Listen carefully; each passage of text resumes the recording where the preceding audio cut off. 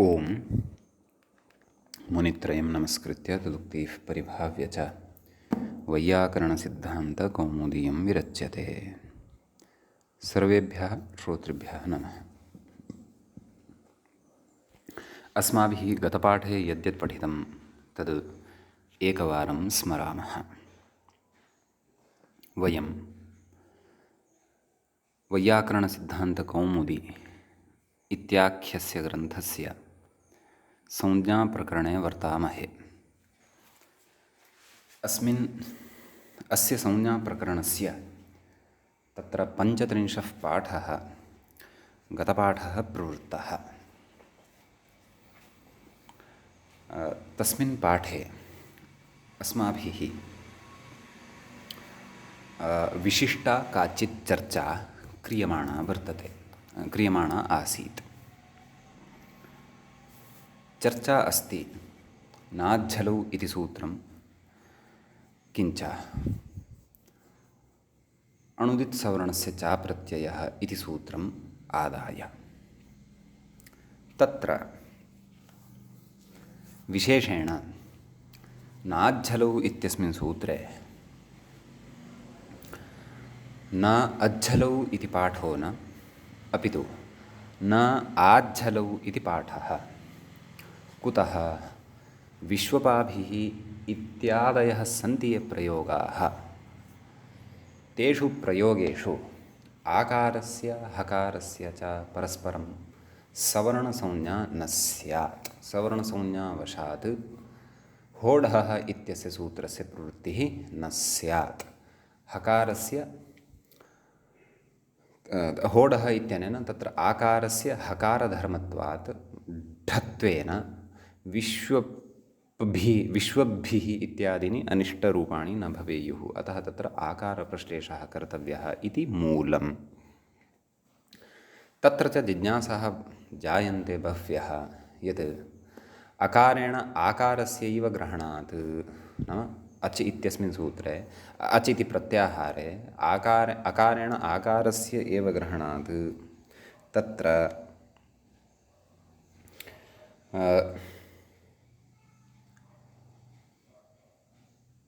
नाज्झलौ इत्यस्य सूत्रस्य प्रवृत्त्या न अज्झलौ इति सूत्रस्य प्रवृत्त्या तत्र दीर्घस्य आकारस्यापि हकारेण सह सावर्ण्यस्य सावर्ण्यं यत् प्राप्यते तस्य सावर्ण्यस्य निषेधः खलु शक्यः वक्तुम्। अतः आकारप्रश्लेषस्य तत्र अपेक्षा का, आकारप्रश्लेषरूपिणी या कल्पना क्रियते तस्याः अपेक्षा का इति चेत् तस्मिन्नेव सन्दर्भे अस्माभिः विचारः आरब्धः वर्तते, व्याख्यायाः विचारः आरब्धः वर्तते यत् तत्र नाज्झलौ इति निषेधप्रवर्तनवेलायां ग्रहणकशास्त्रस्य प्रवृत्तिः न भवति। नाज्झलौ इति निषेधवेलायां यदि ग्रहणकशास्त्रस्य प्रवृत्तिः न स्यात् तर्हि नाज्झलौ इत्यत्र न अज्झलौ इत्येव यदि सूत्रम् अस्ति तर्हि तत्र अचि विद्यमानः यः अवर्णः तेन अवर्णेन तत्र दीर्घस्य न ग्रहणं स्यात्। एवं खलु? यदि तु तत्र ग्रहणकशास्त्रस्य प्रवृत्तिः भवति तर्हि तु क्लेशः नास्ति। कुतः? यतः ग्रहणकशास्त्रं नाज्झलौ इति निषेधवेलायां लब्धात्मकं नास्ति इत्युच्यते। सवर्णसंज्ञाविधानवेलायां तु लब्धात्मकमस्ति, परन्तु तन्निषेधवेलायां तस्य प्रवृत्तिः नास्ति। एवं खलु? वस्तुतः सवर्णसंज्ञायाः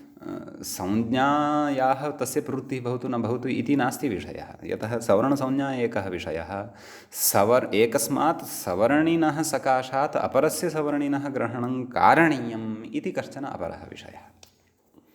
एवं किल? सवर्णसंज्ञा भिन्नः विषयः, सवर्णस्य ग्रहणं कारणीयमिति भिन्नः विषयः। अतः वस्तुतः ग्रहणकशास्त्रस्य प्रवृत्तेः प्रयोजनं नाज्झलौ इत्यत्र वर्तते, यत्र साक्षात् अच् हल् इति प्रत्याहारद्वयं पठितं वर्तते। न वा? तुल्यास्य प्रयत्नं सवर्णमिति सवर्णसंज्ञा एकः विषयः, ग्रहणकशास्त्रम् अपरः विषयः। एवं किल?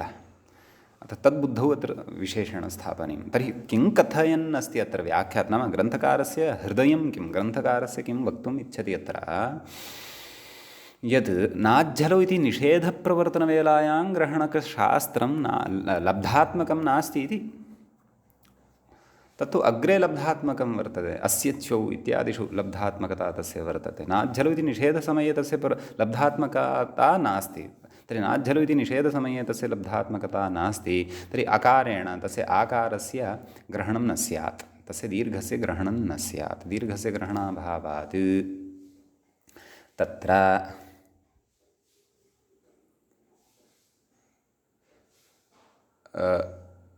दीर्घस्य आकारस्य हकारस्य च सवर्णसंज्ञायाः निषेधोऽपि न स्यात्। अतः आकारः प्रश्लेष्टव्यः इत्युक्तं। नाम आकारप्रश्लेषः कर्तव्यः अज्झलौ इत्यस्मात् प्राग् इत्युक्तम्। आम्, तर्हि नाज्झलौ इत्यत्र प्रवृत्तिः कुतः न स्यात्, तस्मिन् प्रसङ्गे वयं स्मः।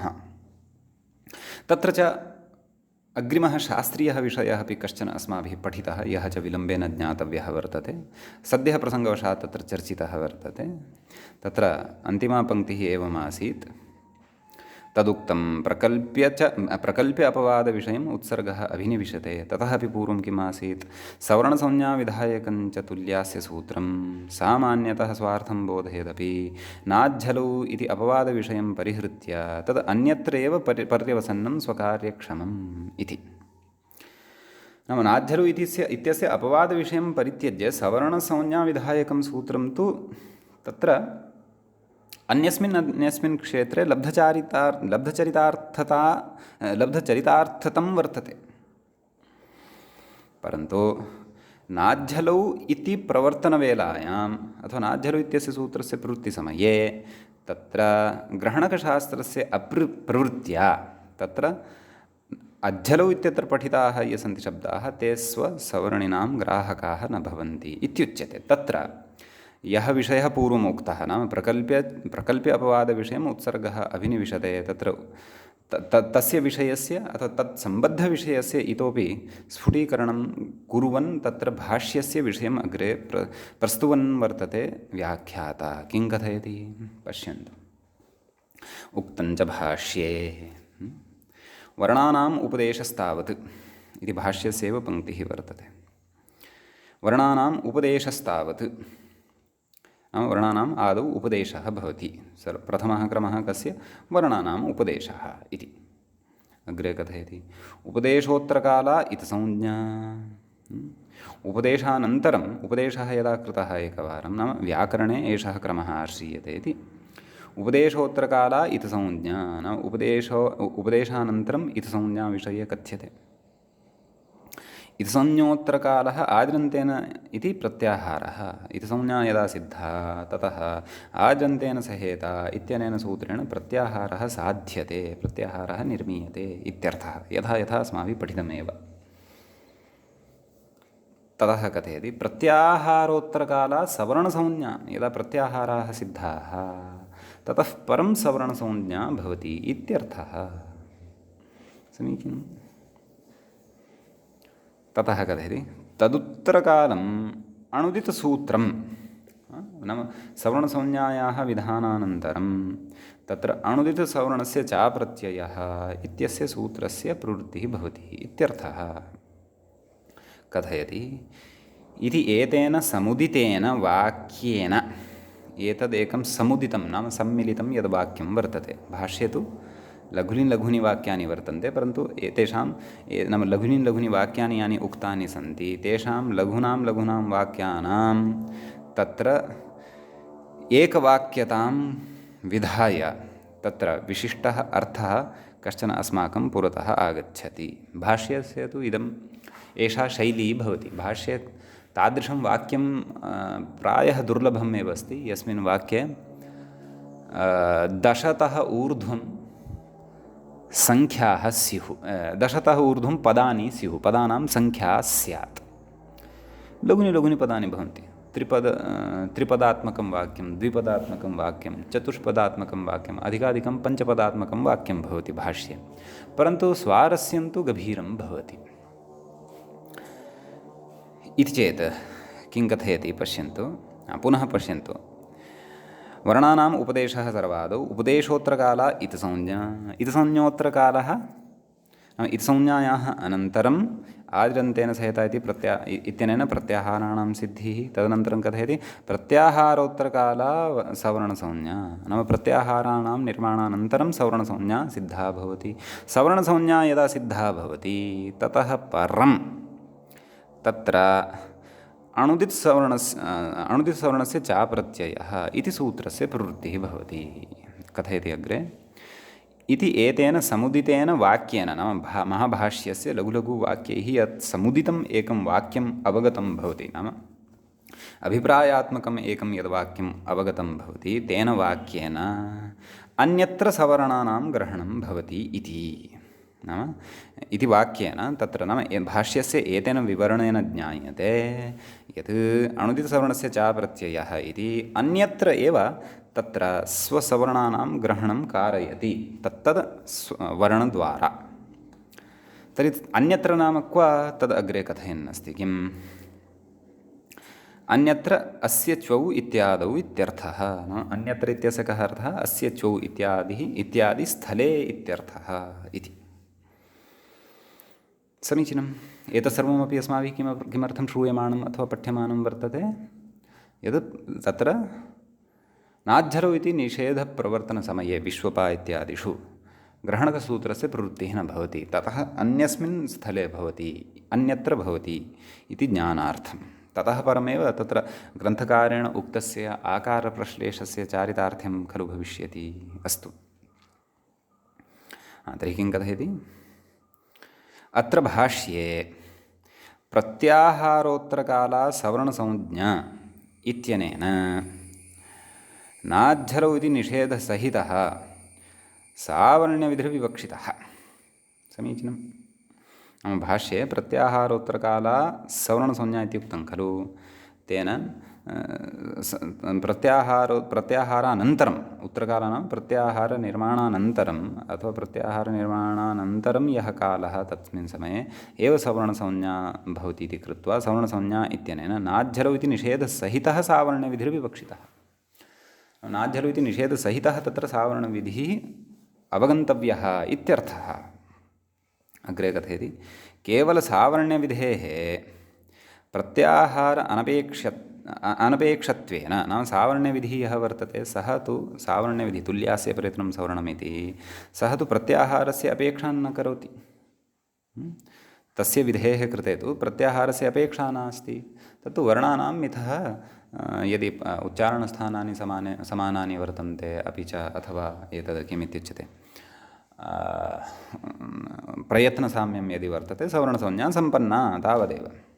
कथयति, केवलसावर्ण्यविधेः प्रत्याहार अनपेक्षत्वेन प्रत्याहारोत्तरकालिकत्वनियमः सम्भवात् इति। तर्हि यः नियमः स्वयमेव भाष्यकारेण कृतः, कः नाम प्रत्याहारोत्तरकाला सवर्णसंज्ञा इति। तर्हि तत्र प्रत्याहारः आदौ सिद्धः भवतु, ततः परं नाम तत्र नाज्झलौ इति निषेधसहितः एव सावर्ण्यविधिः अस्माभिः ग्राह्यः इति। यथा नाज्झलौ इति निषेधं पुरस्कृत्य सावर्ण्यविधेः प्रवर्तनं भवति इति उच्यते खलु। तर्हि किं कथयति, केवलसावर्ण्यविधेः प्रत्याहार अनपेक्षत्वेन, नाम प्रत्याहारस्य तु अपेक्षा नास्ति सावर्ण्यविधेः, परन्तु प्रत्याहारोत्तरकालिकत्वनियमः असम्भवात्। नाम प्रत्याहारोत्तरकाला सवर्णसंज्ञा इति नियमः यद् उक्तं तस्य नियमस्य तर्हि असम्भवः स्यात्, असम्भवदोषः तत्र स्यात्। अतः नाज्झलौ इत्यत्र यत्र प्रत्याहारौ पठितौ वर्तते, सवर्णसंज्ञायाः निषेधार्थमेव पठितौ स्यातान्नाम, तथापि तत्र प्रत्याहारौ यौ पठितौ वर्तते निषेधार्थं, तन्निषेधं पुरस्कृत्य एव तन्निषेधसहितः एव तत्र सावर्ण्यविधिः विवक्षितः वर्तते भाष्ये उक्ते क्रमे इति। अस्तु, एतावत् श्रुतम्। एतेन किं कथयति अग्रे, तथा च अणुदित्सूत्रस्य नाज्झलौ इति निषेधसहिततुल्यास्य सूत्रप्रवृत्तेः प्राक् अलब्धात्मकत्वात् इति। नाम भाष्ये यः क्रमः उक्तः वर्तते तत् क्रमानुसारं भाष्ये कः क्रमः उक्तः अस्ति सः बुद्धौ स्थापनीयः सम्यक्तया। इतः आरभ्य उपरि यदुक्तं वर्णानाम् उपदेशस्तावत् उपदेशोत्तरकाला इति संज्ञा इति संज्ञोत्तरकालः आदिरन्तेन इति प्रत्याहारः इत्यादि यदुक्तं तत्र पश्यन्तु अवधानेन पश्यन्तु तत्र प्रत्याहारोत्तरकाला सवर्णसंज्ञा तदुत्तरकालम् अणुदितसूत्रम् इति।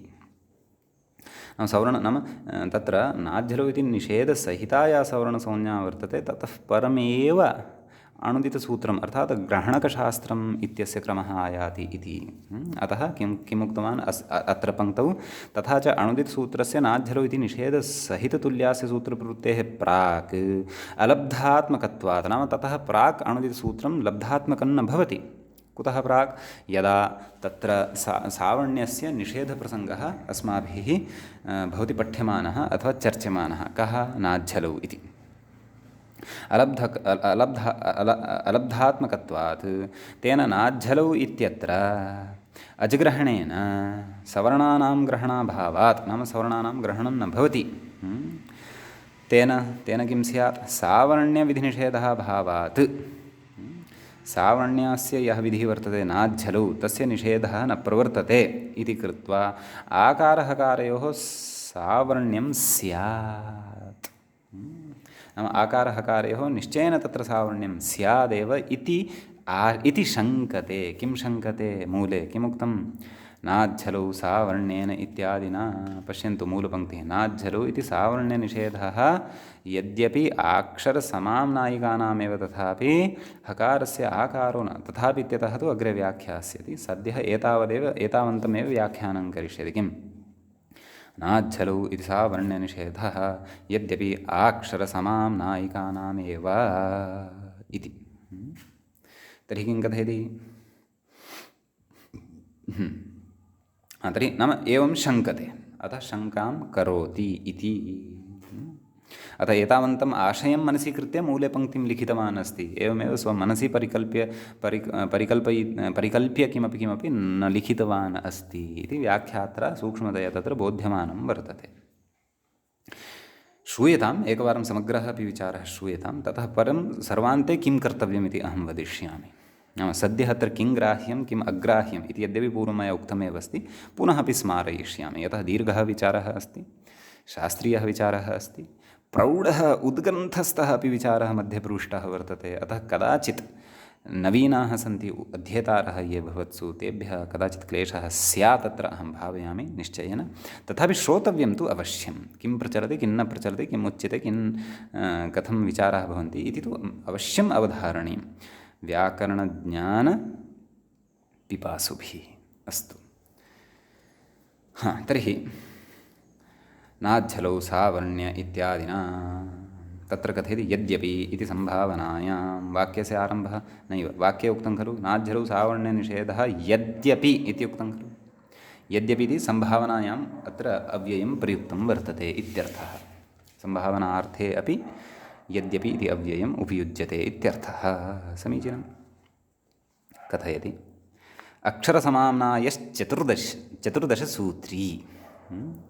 चतुर्दशसूत्री चतुर्दशानां सूत्राणां समाहारः चतुर्दशसूत्री यथा त्रयाणां लोकानां समाहारः त्रिलोकी। एतत् कथं सिद्ध्यति तत्सर्वं समासप्रकरणे स्फुटं भविष्यति। तर्हि किं कथयति नाम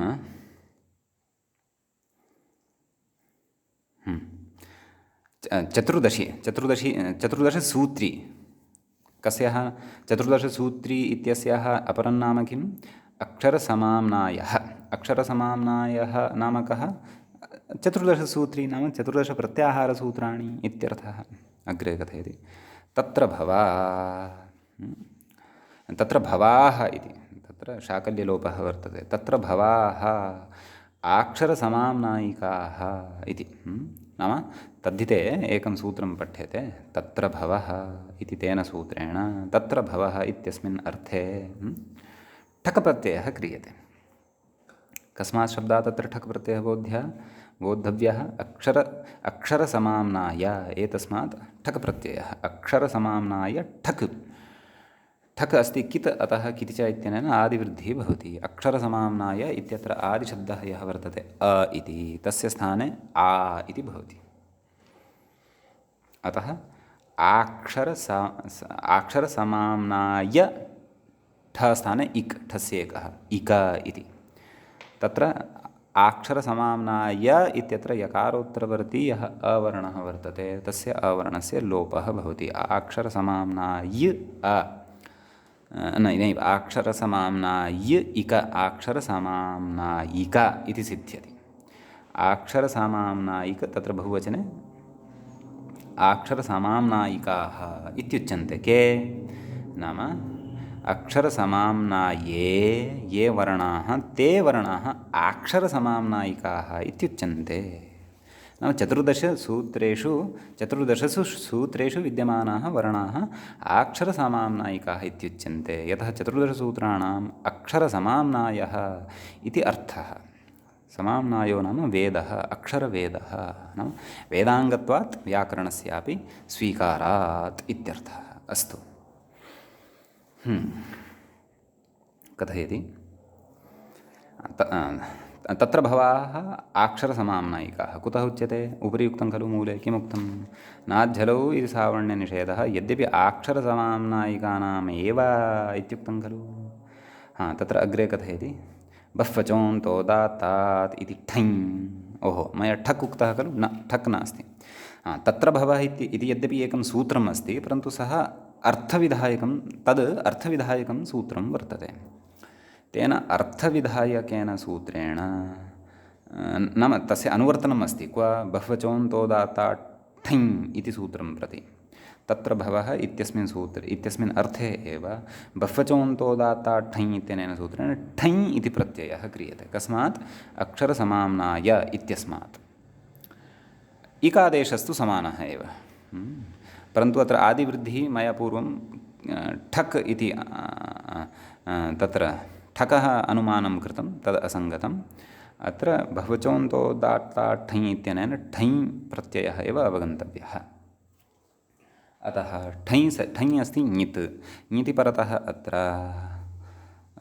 आदिवृद्धिः तद्धितेषु चामादेः इत्यनेन सूत्रेण भवति इति अवगन्तव्यं। समीचीनम्। अतः किं जायते? अक्षरसमाम्नायिकाः इति प्रयोगः सिद्धः भवति। अस्तु, भवतु। अग्रे कथयति न च, अग्रे पुनः अत्र कश्चन विचारः क्व प्रचलति इति बुद्धौ स्थापनीयः। न च नाज्झलौ इति प्रवृत्तिदशायाम् अणुदितसूत्रप्रवृत्त्यभावेऽपि तत्र अजित्यनेन लक्षणया दीर्घप्लुतानां ग्रहणमस्तु। लक्षणाप्रसङ्गः पूर्वं चर्चितः खलु एकः। क्व चर्चितः भवन्तः स्मरेयुः इति चेत् तत्र अणुदितसवर्णस्य चाप्रत्ययः इति सूत्रस्य व्याख्यानात् पूर्वम् अन्यथा दीर्घादीनामिव ग्रहणकशास्त्रबलात् अचित्वं स्यात् इति तत्र कश्चन तत्र निरूढलक्षणया तत्र प्रत्याहारवाच्यवाच्यानां ग्रहणं भवति इति किमपि उक्तं खलु। निरूढलक्षणया प्रत्याहारेषु तद्वाच्यवाच्यानां ग्रहणं भवति इति कश्चन विचारः प्रवृत्तः आसीत्। तस्य विचारस्य स्मरणं भवतां स्यात्। अतः तमेव विचारमादाय अत्र पुनः कश्चन पूर्वपक्षः तस्य च समाधानम् उच्यमानं वर्तते। किं कथयति पश्यन्तु।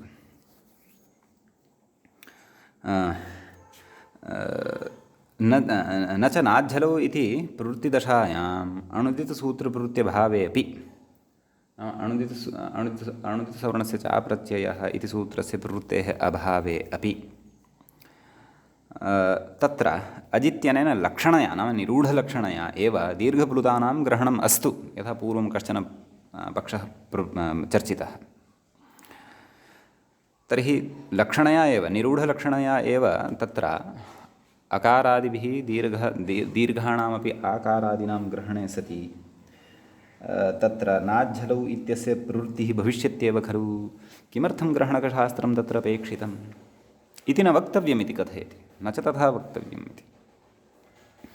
अग्रे कथयति प्रत्याहाराणां नाम कुतः न वक्तव्यं इत्येव अग्रे प्रचलति।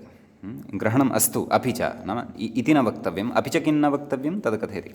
प्रत्याहाराणां स्ववाच्यवाच्येषु लक्षणायाः अनुपदमेव प्रपञ्चितत्वादिति वाच्यं। नाम अनुपदमेव प्रपञ्चितम् अस्माभिः, नाम प्रत्याहारा नाम स्ववाच्य नाम प्रत्याहाराः ये भवन्ति तेषां प्रत्याहाराणां स्ववाच्यवाच्येषु लक्षणायाः तत्र काचित् प्रवृत्तिः भवति। निरूढलक्षणया एव तत्र प्रत्याहाराः स्वकीयानां वाच्यानां ग्रहणं कुर्वन्ति, तेषां वाच्याः ये वर्तन्ते तेषामपि वाच्यानां ग्रहणं कुर्वन्ति। अच इति अजादयः प्रत्याहारः, तेषु विद्यमानः वर्णाः तद्वाच्याः, तेषां वर्णानां दीर्घप्लुतादयः भेदाः तद्वाच्याः इति पूर्वं मया विस्तरेण उक्तमासीत्।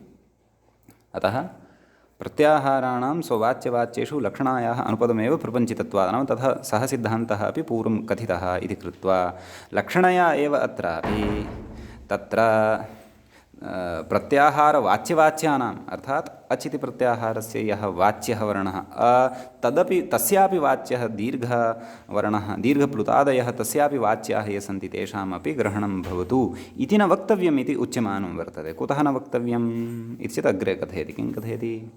स्ववाच्यवाच्येषु हि प्रत्याहाराणां लक्षणा, एवं खलु। नाम स्ववाच्यवाच्याः ये वर्तन्ते तेषु वर्णेषु एव प्रत्याहाराणां लक्षणा प्रवर्तते इति न च अत्र प्रवर्तते। अत्र कथयन् नाम अत्र प्रकृतप्रसङ्गे कथयति। न च अत्र अच्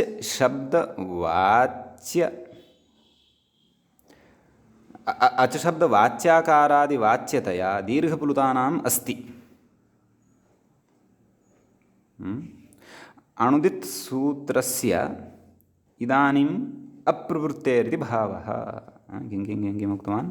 प्रत्याहाराणां स्ववाच्यवाच्येषु लक्षणायाः अनुपदमेव प्रपञ्चितत्वात् इति न वाच्यम्। अस्तु, एतावत्पर्यन्तं नाम अयं विषयः यः उक्तः सः न वक्तव्यः इति अग्रे कथयति।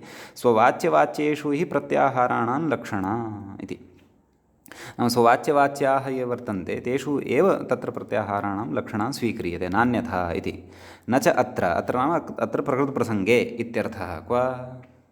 नाज्झलु इति प्रसङ्गे एवं खलु कथयति। न च अत्र अच् शब्दवाच्याकारादिवाच्यता दीर्घप्लुतानाम् अस्ति इति। अतः अत्र दीर्घप्लुतानां वाच्यता नास्ति। एवं तत्र नाम स्ववाच्यवाच्यतायाः प्रसङ्गः तु तत्र अक्षरसामाम्नायिकसिद्धानां प्रत्याहाराणां विषये उच्यते, एवं खलु। अत्र तु नाम अच् शब्दवाच्याकारादिवाच्यता दीर्घप्लुतानां नास्ति इति उच्यते, एवं खलु।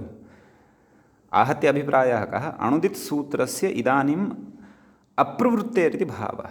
नाम आहत्य अत्र कः विचारः वक्तुम् इष्यते चेत् प्रत्याहाराणां नाम निरूढलक्षणया तद्वाच्यवाच्यता अपि कदा यदा तत्र अणुदितसूत्रं प्रवृत्तिम् अर्हति तदैव, नान्यथा इति एष विचारः तत्र पूर्वं यः चर्चितः। तत्र किञ्चित् भवतां यदि स्मरणम् अथवा अवगमनं स्यात् तर्हि अत्र किञ्चित् भवन्तः गृहीतुं शक्ष्यन्ति। अन्यथा विस्तरेण परिज्ञानाय तु ग्रन्थस्य प्रौढव्याख्यानं प्रौढमनोरमा इत्याख्यं द्रष्टव्यम्। अस्तु, भवतु। तर्हि एतावता किं जातं नाम शङ्कितवान्। किं शङ्कितवान्? नाज्झलौ इति सावर्ण्यनिषेधः यद्यपि अक्षरसामाम्नायिकानामेव इति उच्यते। नाम तत्र अक्षरसमाम्नायिकेषु दीर्घः आ इति नान्तर्भवति इति तस्य प्रतिपादनम्। अतः कथम् आकारस्य हकारस्य च सवर्णसंज्ञायाः निषेधः स्यात्? आम्, दीर्घस्य ग्रहणं कुतः न स्यात् नाज्झलौ इत्यत्र? तत्तु पूर्वमुक्तमेव भाष्यादीनां प्रामाण्यं प्रदाय। नाम तत्र अणुदितसूत्रस्य अवगमोत्तरमेव तत्र नाज्झलौ इत्यत्र प्रवर्तनं स्यात् ग्रहणकशास्त्रस्य, परन्तु तत्सूत्रं तु नाज्झलौ इति पाठसमये लब्धात्मकमेव न भवति इति खलु उक्तम्।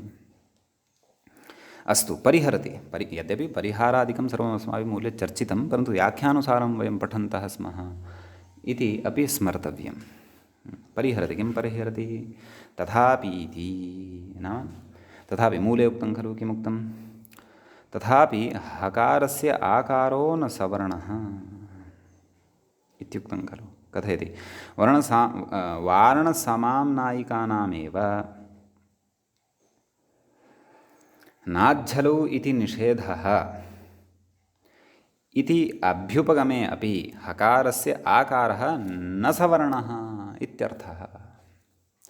सत्यम्, अचां हलाञ्च परस्परं सवर्णसंज्ञा न भवति, तत्र निषेधः प्रवर्तते, तथापि हकारस्य आकारस्तु सवर्णः न भवति। कुतः इत्यतः आह तत्र आकारस्यापि इति मूले उक्तं खलु, तत्र आकारस्यापि प्रश्लिष्टत्वात्, नाम तत्र आकारोऽपि प्रश्लिष्टो भवति इति कारणात् इत्यर्थः। अग्रे कथयति अपि शब्दः व्युत्क्रमः। तत्र व्युत्क्रमो नाम क्रमविपर्ययः अथवा व्यतिक्रमः अथवा उत्क्रमः अथवा अक्रमः। नाम अपि शब्दः यः तत्र प्रयुक्तः कः? तथापि हकारस्य आकारः न सवर्णः इति। नाम सवर्णस्य निषेधः उक्तः एकवारं, तथापि प्रकृते आकारः यः अवशिष्टः वर्तते तस्य हकारः यः वर्तते तस्य पुनः सावर्ण्यं तत्र न भवति इति। नाम एकवारं सावर्ण्यनिषेधः उक्तः, तथापि तत्र पुनः प्राक्तनक्रमं गत्वा, नाम निषेधक्रमं गत्वा तत्र इत्थं प्रतिपाद्यते अथवा इत्थम् उच्यते। नाम हकारस्य आकारः तत्र न अज्झलु, नाम अचां हलाञ्च सवर्णसंज्ञया तत्र सवर्णसंज्ञायाः निषेधं न प्राप्नोति।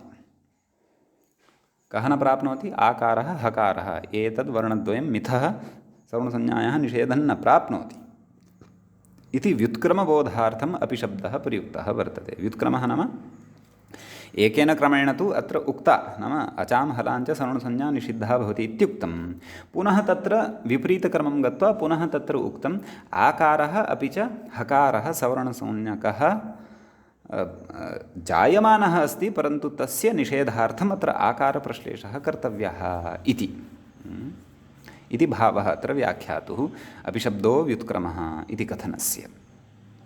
अस्तु, कथयति तत्र नाज्झलौ इति सूत्रे आसहितः अच् आच् इति आकारस्यापि सवर्णदीर्घेण प्रश्लिष्टत्वात् इत्यर्थः। स च प्रश्लेषः अस्माभिः पूर्वं चर्चितः एव। तत्र एवं दीर्घः आकारः पठ्यते इत्यर्थः। समीचीनम्। अतः तत्र तदेव विश्वपाभिः इत्यत्र तु अग्रे विचारः करिष्यते। कथयति अग्रे कथयति नन्वस्तु हकारस्य आकारस्य च सावर्ण्यं। भोः भवतु सावर्ण्यं, किं तेन? हकारस्य आकारस्य सावर्ण्यं यदि प्राप्यमाणं वर्तते एवं रीत्यापि, तर्हि का आपत्तिः? तदेव कथयति किं तत् प्रतिषेधार्थेन आकारप्रश्लेषेण इत्यत आह।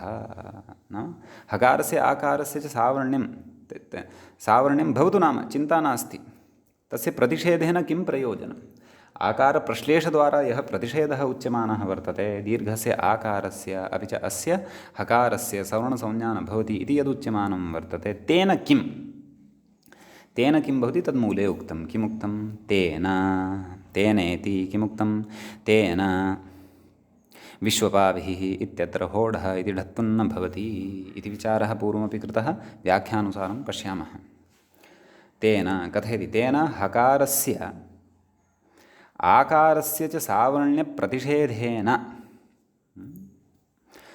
हकारेण आकारस्य ग्रहणाभावात्, नाम हकारेण आकारस्य ग्रहणं न भविष्यति इति कृत्वा विश्वपाभिः इत्यत्र होढः इति हकारस्य विधीयमानं ढत्वं पकारात् आकारस्य न भवति। विश्वपाभिस् इत्यवस्थायां पकारात् अकारः नाम पकारात् परः यः वर्तते आवर्णः तस्य ढत्वं न भवति इति। कुतः? आकारप्रश्लेषे सति। तदेव कथयति अग्रे। आकारप्रश्लेषाभावे तु यदि आकारस्य प्रश्लेषः न क्रियेत तर्हि तु हकारस्य च सावर्ण्यसत्वात्, एवं खलु, हकारस्य आकारस्य च सावर्ण्यत्वम् अस्ति एव।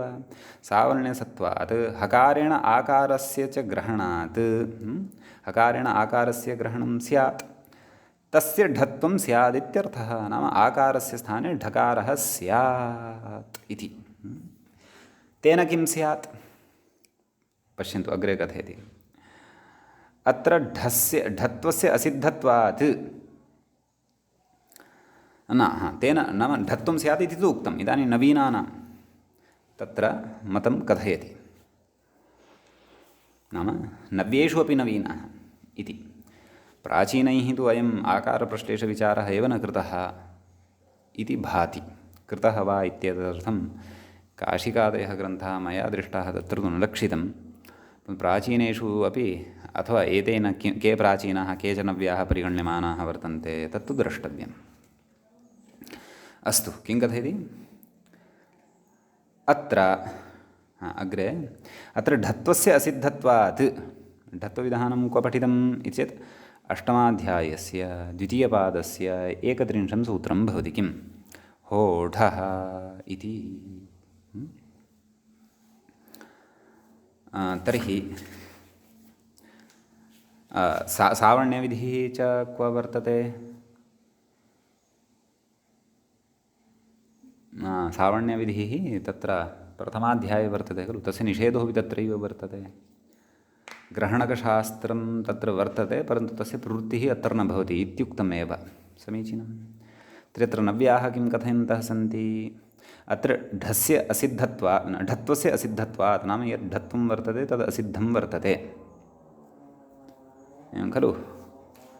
संयोगान्तलोपः एव आपादनीयः इति नवीनाः, एवं खलु। तर्हि कयोः शास्त्रयोः मध्ये अत्र असिद्धत्वविचारः कर्तव्यः इति चेत् तत्र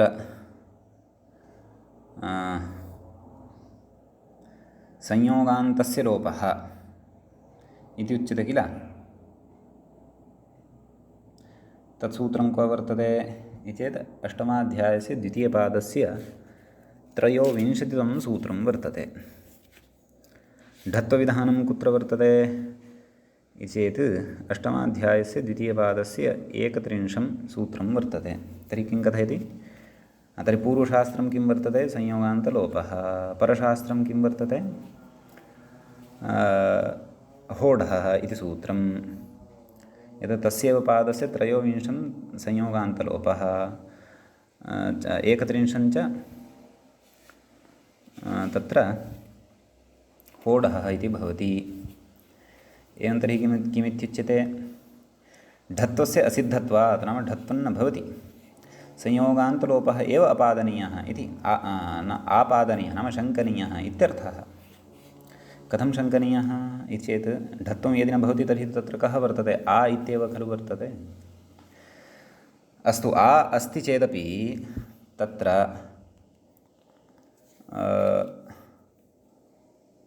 आकारस्य हकारस्य च सावर्ण्यं तु प्राप्यते किल। केन? तत्र तुल्यास्य प्रयत्नं सवर्णम् इत्यनेन। निषेधस्तु न प्राप्यते इति अस्माभिः उक्तमेव। निषेधः कुतः न प्राप्यते? यतः तत्र ग्रहणकशास्त्रं लब्धात्मकं नास्ति। तर्हि सावर्ण्ये सति तत्र आकारस्य स्थाने हकारः तु अस्ति एव, ढत्वं न स्यान्नाम हत्वं तु भवत्येव। तर्हि हकारस्य तु असिद्धत्वं नास्ति खलु। कस्य दृष्टौ? संयोगान्तलोपदृष्टौ। संयोगान्तलोपदृष्टौ ढकारः एव असिद्धः। भवद्भिः पूर्वत्र सिद्धं पठितमस्ति, अतः अत्रत्यस्य विचारस्य अवगमनं भवन्तः, नाम एतस्याः पङ्क्तेः अवगमनं भवन्तः कर्तुं शक्नुवन्ति। अतः मया सूक्ष्मतया व्याख्यायमानं वर्तते। एवं किल। अङ्गीकुर्मः ढत्वम् असिद्धं कस्य दृष्टौ? संयोगान्तलोपदृष्टौ। परन्तु सावर्ण्यत्वं तु न असिद्धं किल। सावर्ण्यत्वं तु अस्ति, परन्तु कदा अस्ति? आकारप्रश्लेषाभावे। आकारप्रश्लेषाभावे का आपत्तिः? सा आपत्तिः एव खलु अस्माभिः चिन्त्यमाना वर्तते। अतः अत्र संयोगान्तलोपः स्यात्। तर्हि सावर्ण्यवशात् आकारः हकारः अपि अस्ति। तर्हि भिस् प्रत्यये परतः तद्धितेषु चामादेः इत्यनेन सूत्रेण क्षन्तव्यः। किं तद् सूत्रं? स्वादिष्व सर्वनामस्थाने इत्यनेन सूत्रेण तत्र विश्व पा इत्यस्य पदसंज्ञात्वात् नाम पदत्वात् भिस् प्रत्यये परतः विश्वपा इत्यस्य पदत्वं स्यात्। ततः सावर्ण्यवशात् आकारेण हकारस्य सवर्णसंज्ञावशात् आकारेण हकारस्यापि ग्रहणं स्यात्। तथा चेत् एषः आकारः ह इति व्यञ्जनरूपः अपि अस्ति इति कृत्वा संयोगान्तलोपस्य इत्यनेन सूत्रेण अत्र अन्ते विश्वपा इत्यत्र विश्वपः अर्थात् आकारं हकारं मत्वा विश्वपः अनयोः व्यञ्जनयोः तत्र संयोगः स्यात्। पदस्य अन्ते च अयं संयोगः लभ्येत। पदस्य अन्ते अस्य संयोगस्य लाभात् तत्र ह रूपस्य आ इत्यस्य अथवा आ रूपस्य ह इत्यस्य सवर्णभूतस्य लोपः स्यात्। किम् अवशिष्येत्? विश्वप ततश्च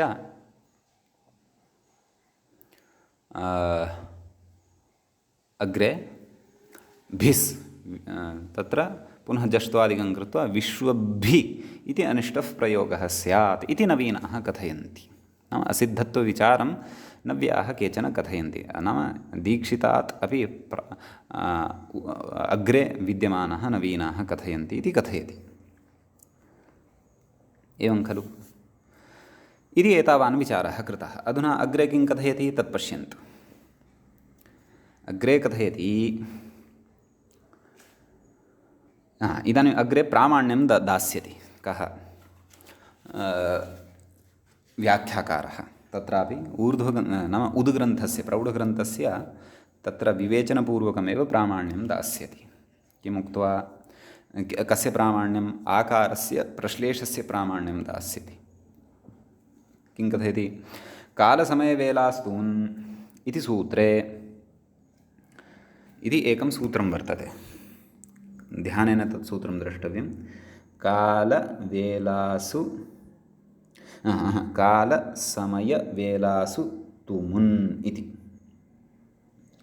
तच्च सूत्रं तृतीयाध्यायस्य तृतीयपादस्य 67तमं सूत्रं भवति। 167th इति।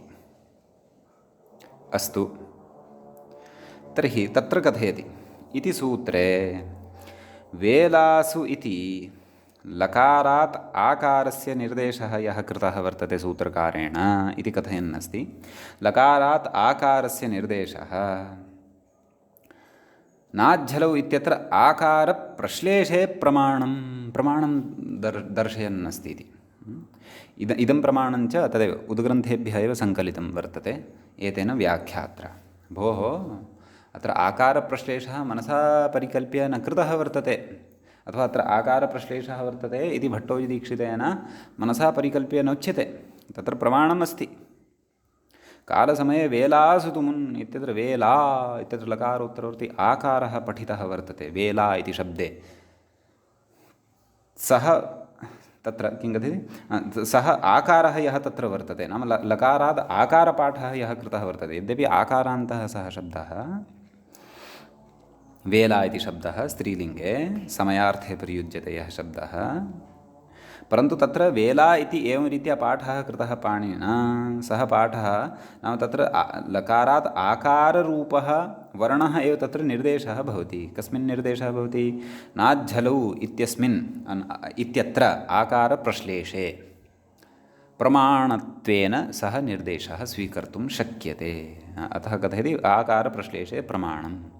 अस्तु, कथमिदं प्रमाणं भवति तदपि खलु अवगन्तव्यम् इति चेत् तद् कथयति।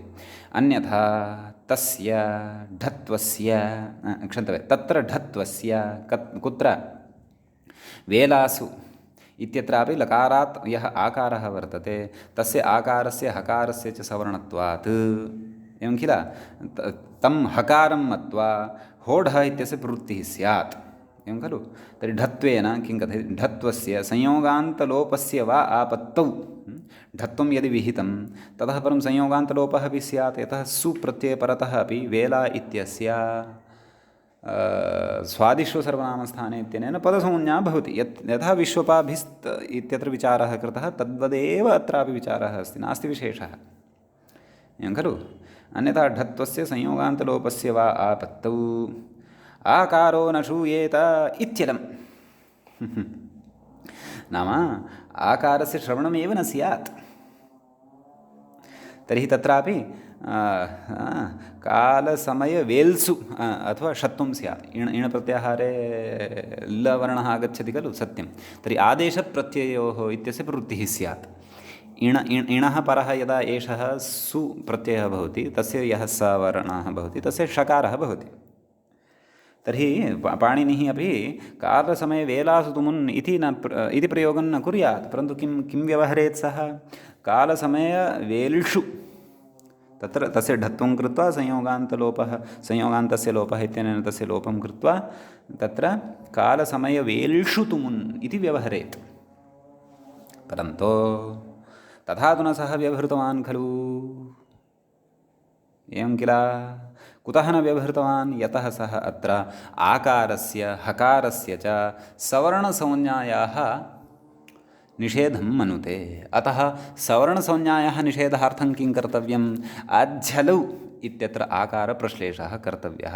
स च आकारप्रश्लेषः सूत्रकारस्य कालसमयवेलासु तुमुन् इति प्रयोगबलात् अभिमतः एव। कुतः? यतः नाध्यलौ इति प्रवृत्तिवेलायाम् अणुदित् इति ग्राहकसूत्रं लब्धात्मकं नास्ति इत्यतः।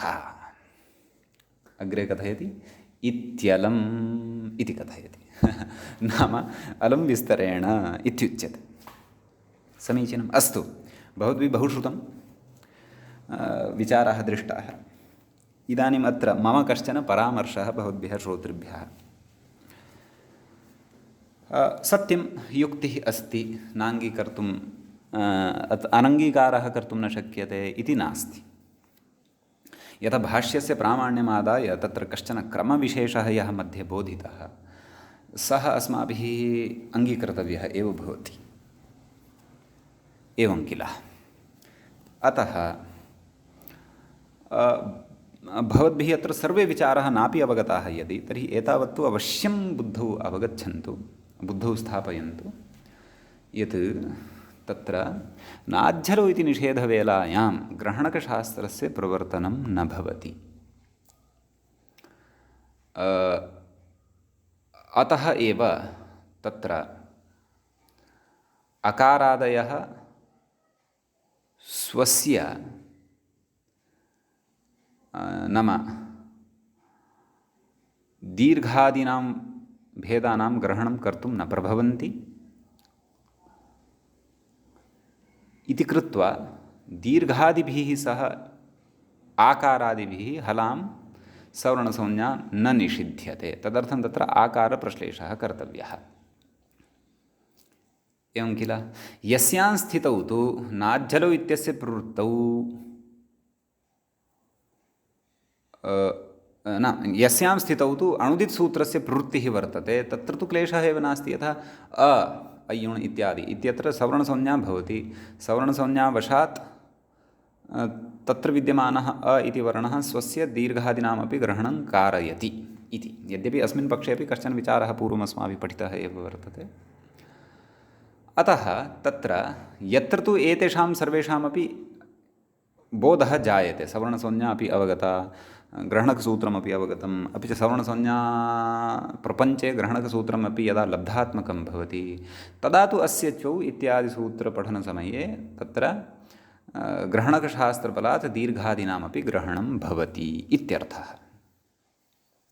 विश्वपा इत्यत्र यद्यपि ढत्वम् अणुदित् सवर्णस्य चाप्रत्ययः इत्यनेन इत्यस्मात् सूत्रात् परं विद्यमानेनैव सूत्रेण कृतं वर्तते, परन्तु ढत्वम् अत्र न विषयः। अत्र विषयः वर्तते यत् आकारस्य हकारस्य च सवर्णसंज्ञा प्राप्ताः वर्तते तस्य निषेधवेलायाम् अणुदितसूत्रस्य प्रवृत्तिः अस्ति वा न वा इति। प्रवृत्तिः नास्ति इति प्रतिपाद्यते। एवं किल। अतः एकवारं यदि नावगतं पञ्चवारं पठन्तु, नावगतं तथापि 10 वारं पठन्तु, नावगतं तथापि 20 वारं पठन्तु। तथापि यदि केचन अंशाः अवशिष्टाः सन्ति सद्यः अवगन्तुं न शक्यन्ते इति यदि भाति भवताम् तर्हि किञ्चित् प्रतीक्षणीयं। यतः मध्ये परिभाषा आगता एका प्रकल्प्य अपवादविषयम् उत्सर्गः अभिनिविशते। अपि च भाष्यस्य यः सिद्धान्तः बोधितः स च सिद्धान्तः उद्ग्रन्थानाम् अस्य चो इति सूत्रमेव अस्ति। स च सिद्धान्तः उद्ग्रन्थानां दर्शनेन विना तथा पूर्णतया कदाचित् बुद्धौ न प्रविशेत्। परन्तु तत्र कश्चन वा अत्र परिचयः भवतां सिद्धान्तस्य, नाम व्याख्याता किं कथयितुम् इच्छति इति एतावतः श्रवणेन वा भवतां बुद्धौ निश्चयेन किञ्चिद् वा विचारः प्रविष्टः स्यात् इति तु अहं विश्वसिमि। अपि च इतोपि तत्र यत् अस्माकं बुद्धेः नापसृतं भवेत्, बुद्धेः यस्य अपसरणं न स्यात्, सः विषयः कः बुद्धौ अत्र स्थापनीयः इति चेत् तत्र सवर्णसंज्ञाविधायकं सूत्रं तुल्यास्य परतनं सवर्णं तस्य सम्यक्तया बुद्धौ उपस्थितिः, नाज्झलौ इत्यनेन निषेधः, अणुदित्सवर्णस्य चाप्रत्ययः इत्यनेन सूत्रेण तत्तत् वर्णद्वारा तस्य सवर्णानां ग्रहणम् अकारादीनां यथा 18 भेदाः गृह्यन्ते। एतावान् विषयः तु बुद्धौ स्थापनीयः एव। ततः उपरि सन्देहाः भवितुम् अर्हन्ति। ते सन्देहाः यदि सद्यः न निवृत्ताः तर्हि अपि चिन्तायाः विषयः एव नास्ति। अस्तु, तर्हि वयम् इदानीम् अणुदितसवर्णस्य चाप्रत्ययः इत्यस्मिन् सूत्रे एव किञ्चित् इतोपि अवशिष्टं विषयम् आदाय अग्रे विचारं कुर्मः। मूले एव यः विषयः उक्तः, मूले यः विषयः उक्तः तस्य अवतरणिकात्वेन तत्र ग्रन्थकारः, व्याख्याग्रन्थकारः किमपि कथयन् अस्ति। किं कथयन् अस्ति तत् पश्यामः। ननु ग्रहणकसूत्रे अजग्रहणमेव क्रियताम् इत्युच्यते। ग्रहणकसूत्रं नाम अणुदित्सवर्णस्य च प्रत्ययः।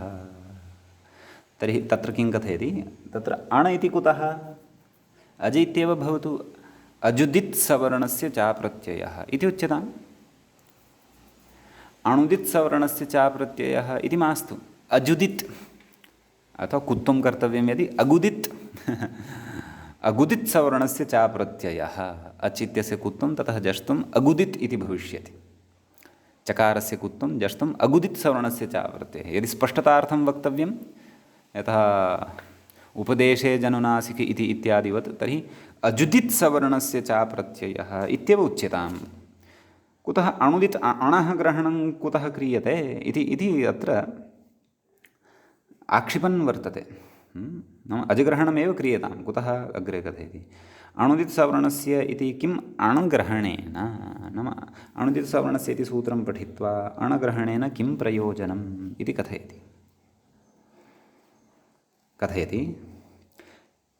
हयवरलानां, यतः अचः अग्रे परेण णकारेण इत्युक्तं खलु, तर्हि परेण णकारेण तत्र प्रत्याहारे ग्रहणे सति अचः तु अन्तर्भवन्ति एव, कानिचन व्यञ्जनानि अपि अन्तर्भवन्ति। कानि?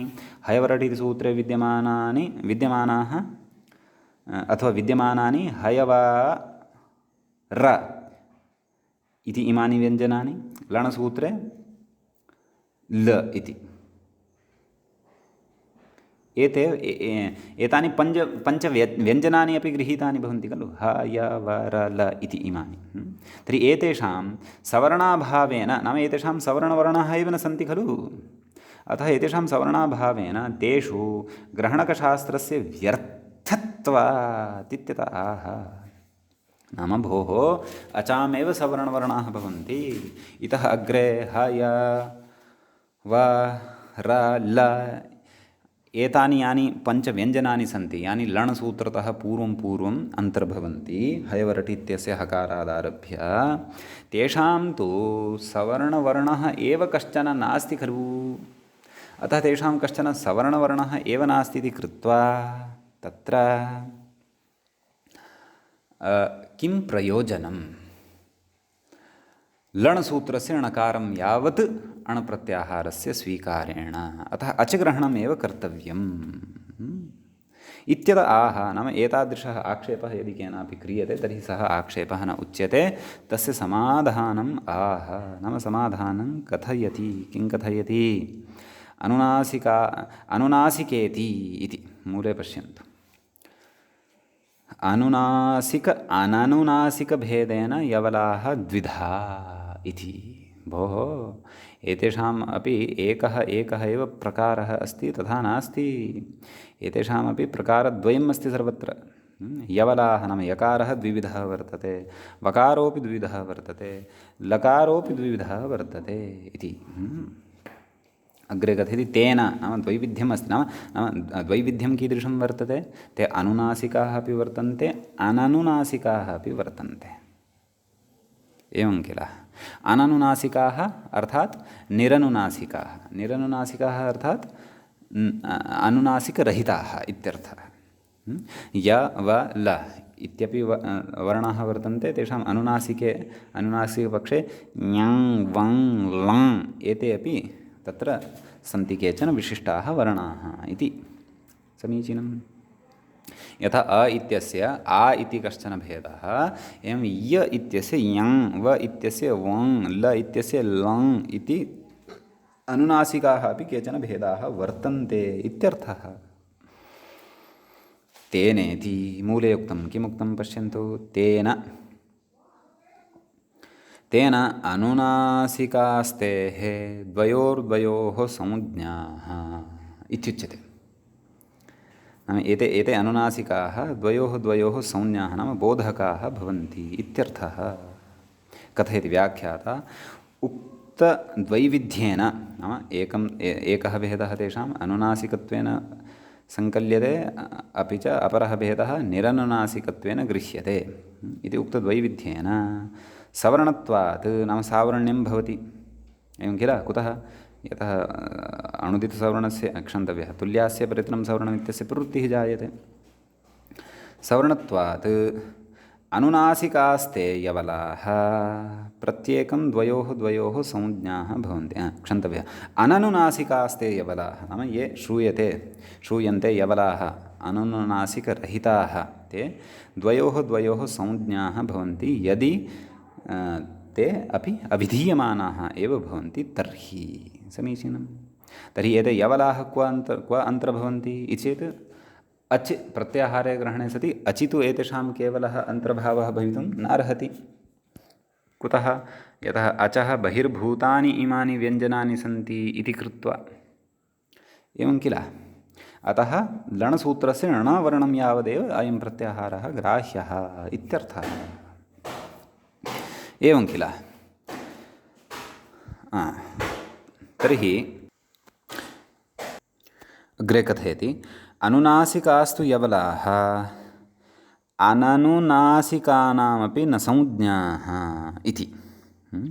नाम अननुनासिकाः ये वर्तन्ते ते अननुनासिकाः एव, अर्थात् अनुनासिकरहिताः ये सन्ति, अर्थात् निरनुनासिकाः ये सन्ति ते एव तेषाम् अनुनासिकानां ग्रहणं कारयन्ति के यवलाः। परन्तु अनुनासिकाः यवलाः अननुनासिकानां ग्रहणं न कारयन्ति। तत्र कथयन्नस्ति किं नाम अनुनासिकास्तु यवलाः अननुनासिकानाम् अपि न संज्ञाः इति। अर्थात् अनुनासिकाः तत्र अनुनासिकवर्णाः अननुनासिकानां ग्रहणं न कुर्वन्ति, परन्तु निरनुनासिकाः एव अनुनासिकानां ग्रहणं कुर्वन्ति इत्यर्थः। तत्र कथयति, तत्र प्रमाणं दर्शयति। भेदकाः गुणाः इत्याश्रयणात् वर्णसमाम्नाये अनुनासिकानामेव तेषां पाठाच्च। तत्र एका परिभाषा अस्ति। अभेदकाः गुणाः अग्रे पठिष्यते। इति परिभाषा उच्यते। तत्र भेदकाः गुणाः इत्यपि एकं मतं वर्तते। अभेदकाः गुणाः इत्यस्य कः अर्थः भवति? तत्र गुणशब्देन उदात्तत्वानुदात्तत्वादयः तत्र गृह्यन्ते गुणशब्देन। तत्र अनुनासिकोऽपि अन्तर्भवति। ते भेदकाः न भवन्ति इत्यर्थः। अर्थात् भेदकाः नाम स्वेतरगुणविशिष्टस्य व्यावर्तकाः न भवन्ति इति तस्य अर्थः उच्यते। तस्य साक्षात् विपरीतः अर्थः भवति भेदकाः गुणाः इत्यपि कश्चन पक्षः वर्तते। भेदकाः गुणाः इत्यपि कश्चन पक्षः वर्तते। अतः तं पक्षम् आदाय नाम एते गुणाः ये वर्तन्ते, गुणाः नाम उदात्तत्वानुदात्त अनुनासिकादयः एते ये वर्तन्ते, तेषु अनुनासिकाः अपि अन्तर्भवन्ति। गुणशब्देन तेऽपि गृह्यन्ते। ते भेदकाः भवन्ति, अर्थात् स्वेतरगुणविशिष्टस्य व्यावर्तकाः भवन्ति। अतः स्वेतर नाम अनुनासिकानां स्वेतरगुणविशिष्टाः के भवन्ति चेत् तत्र निरनुनासिकाः एव खलु भवन्ति, अननुनासिकाः एव खलु भवन्ति केषाम् अनुनासिकानां कृते। अतः इति न्यायाश्रयणात् तर्हि एतेन न्यायेन तेषां व्यावर्तनमेव कुर्युः। केषाम् इति चेत् निरनुनासिकानां, परन्तु तत्तु नापेक्षितं। निरनुनासिकानामपि तत्र उपस्थितिः अपेक्षिता एव वर्तते। स्वातन्त्र्येण उपस्थितिः अपेक्षिता, परन्तु अनुनासिकद्वारा तेषां ग्रहणं भवतु इति न। अनुनासिकद्वारा निरनुनासिकद्वारा अनुनासिकानां ग्रहणं भवतु इत्येव तत्र अपेक्षितं वर्तते। अतः यदि नाम अनुनासिकाः निरनुनासिकानां ग्रहणं कर्तुं न शक्नुवन्ति। कुतः? भेदकाः गुणाः भवन्ति। नाम उदात्तानुदात्तादयः तत्र अनुनासिकस्यापि अन्तर्भवति। ते स्वेतरगुणविशिष्टस्य व्यावर्तकाः भवन्ति इत्यर्थः। एवं किल? तर्हि एते तेषां व्यावर्तनम् एव कुर्वन्ति, न तु स्वीकारं कुर्वन्ति। नाम अपाकरणम् एव कुर्युः इति भेदकाः गुणाः इति न्यायस्य आश्रयणेन। एषा पङ्क्तिः अपि अभेदकाः गुणाः भेदकाः गुणाः इति यः न्यायः, नाम अभेदकाः गुणाः इति परिभाषा या पठिता वर्तते, तस्याः परिभाषायाः पठनात् परमेव अस्याः अपि पूर्णतया पङ्क्तेः स्पष्टता भवितुम् अर्हति। अस्तु, तर्हि अपि च अन्यत् कारणं वर्णसमाम्नाये अनुनासिकानामेव तेषां पाठाच्च। नाम वर्णसमाम्नाये तत्र अनुनासिकानामेव पाठः कृतः दृश्यते। क्षन्तव्यः, अननुनासिकानामेव तत्र पाठः कृतः दृश्यते। अनुनासिकानां पाठः तत्र नास्ति। अतः इदमपि कारणं भवति यत् अनुनासिकाः एव निरनुनासिकानामपि ग्रहणं कारयन्ति। नैव, निरनुनासिकाः एव अनुनासिकानामपि ग्रहणं कारयन्ति, न तु अनुनासिकाः निरनुनासिकानामपि ग्रहणं कारयन्ति इति कश्चन विचारः अत्र उक्तः। अग्रे कदाचित् प्रयोजनाय भविष्यति। यत्र सम्बन्धः आगमिष्यति तत्र स्मारयिष्यते एतत् स्थलं, तदा एतस्य इतोपि स्पष्टता भविष्यति। अस्तु, कथयति। एवञ्च यवलसङ्ग्रहार्थं ग्रहणकसूत्रे अजग्रहणम् अपहाय अणग्रहणम् इति भावः इति। नाम यवलसङ्ग्रहार्थं नाम यवलानाम् अपि सङ्ग्रहार्थः भवतु इति एतदर्थं ग्रहणकसूत्रे नाम अणुदितसवर्णस्य च प्रत्ययः इति सूत्रे अजग्रहणम् अपहाय नाम अजग्रहणं तत्र न कृतं, तस्य परित्यागं कृत्वा अणग्रहणम् इति भावः नाम अणग्रहणं तत्र क्रियते इति भावः भवति इति एतावता अणुदितसवर्णस्य च प्रत्ययः इति सूत्रस्थः विचारः अस्माभिः कृतः। यद्यपि सुदीर्घः अत्र विचारः भवति, उदग्रन्थेषु अपि अत्र महान् विचारः अस्ति, तथापि अत्र मूलस्य तु भवन्तः अवगमनम् अवश्यं कृतवन्तः स्युः अथवा पूर्णतया करिष्यन्ति इति अग्रे तत्प्रयोजनाय भवति। अतः अत्र कश्चन श्रमः भवद्भिः विधेयः। अस्तु,